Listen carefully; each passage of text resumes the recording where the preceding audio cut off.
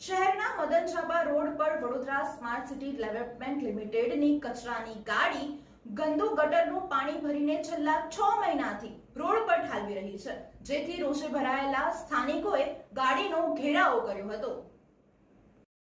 વડોદરા શહેર પાલિકા દ્વારા આપવામાં આવેલ કોન્ટ્રાક્ટની ગાડીઓ મોડી રાત્રે રાજમાર્ગો ઉપરથી પસાર થતી હોય છે, ત્યારે વડોદરા શહેરમાં રોડ ખાતેથી છેલ્લા 6 મહિનાથી ગંદુ ગટરનું પાણી રોડ પર ડમ્પર ચાલક ફેંકી રહ્યો છે અને અકસ્માતના બનાવો તેના કારણે બનતા હોય છે।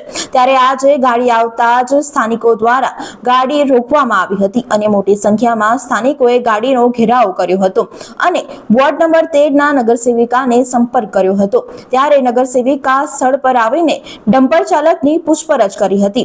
આ કેટલા સમયથી પાણી રોડ પર નાખી રહ્યો છે તેવો દ્વારા યોગ્ય જવાબ ન આપતા ત્યારે ડમ્પર ચાલક ડ્રાઈવરે જણાવ્યું હતું કે આજે હું લાયસન્સ ભૂલી ગયો છું।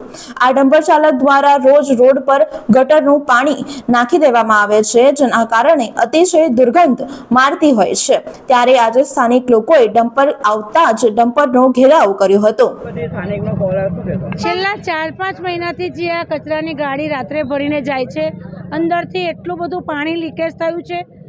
વિસ્તારના લોકો અહીંયા ગાડી છેલ્લા 4 દિવસથી રાત્રે રોજ મને ફોન કરે કે બેન અહીંયા સ્લીપ કરી અને લોકો પડી જાય છે। એટલે આજે એ દિશામાં હું નીકળી, સવારે પણ એક ડોર ટુ ડોરની ગાડીમાંથી એક છોકરો પડી ગયો, એટલે હું સોલિડ વેસ્ટની ઓફિસમાં જઈ અધિકારીને લઈ અને મુજમોડા ગઈ અને ત્યાં ગાડી અસંખ્ય ગાડીઓ લાયસન્સ વગરની, નંબર પ્લેટ વગરની, એટલી બધી ખૂબ બેદરકારી કોન્ટ્રાક્ટરોની એ મારા સામે આજે આવી કમિશનરશ્રીનું ધ્યાન દોર્યું અને આજે કમિશનરશ્રીએ એ લોકોને નોટિસ પણ ફટકારી છે।